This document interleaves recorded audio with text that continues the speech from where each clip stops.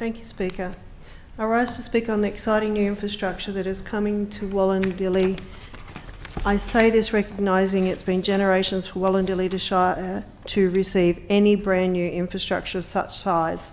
Sure, we get some additions and upgrades to halls and sports fields, and we did get the massive performing arts centre that I had the fortune to negotiate as mayor, and while it was a luxury item, it was not a critical necessity. That's why it's with such joy I speak about our brand new high school in the new growth area of Wilton. It was going to be another primary school, one I and my community would have been fortunate to receive, but with only one single high school for an entire size of the Sydney Basin with 30,000 homes due to be built on top of the 40,000 homes we have so far, it just wasn't good enough. The last one that we had built before that was in 1958. And I only have another one in my electorate, so 2 in the electorate, this will make 3. I have to thank the Education Minister and her staff for their willingness to meet with me and listen to my concerns. It was late last year meeting with the Minister and representatives of the department when in a meeting I suggested that the primary school plan for the growth area be a designated high school and fast-tracked.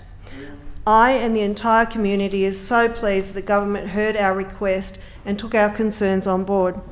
Fast-tracked indeed is now going to be a K-12 with a preschool to come, and even better, the first cohort of the high school, not primary, high school, will be in 2027, before the next election. Election promise made, election promise fought for, election promise heard, and now I'm pleased to say as an independent, election promise delivered. It takes hard work, a willing government, and some persistent staff, and the guts to stick by your conscience. I can't wait for the school, and I think the opportunities of the school are going to be wonderful, and I've already received a lot of support for the project. I thank the council for their kind words and their assistance in past when they raised the matter. I also thank the community, so many hundreds that have filled in my surveys, the thousands who voted for me, and the regulars that come by my office just to check we're not giving up on the matter. I also thank the parents of students who have recently moved into their forever homes in Wollondilly and have called out for a high school for their children.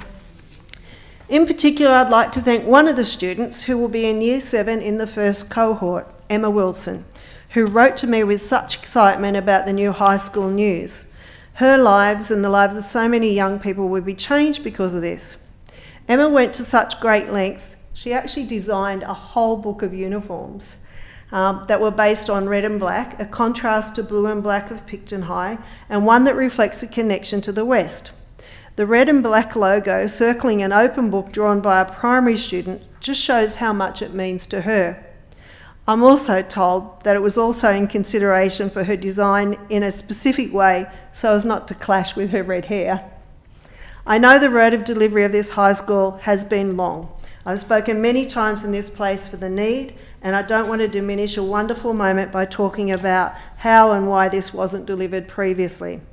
But now is not the time, and it really doesn't need to be said because the results speak for themselves. Wollondilly electorate, enjoy your brand new high school.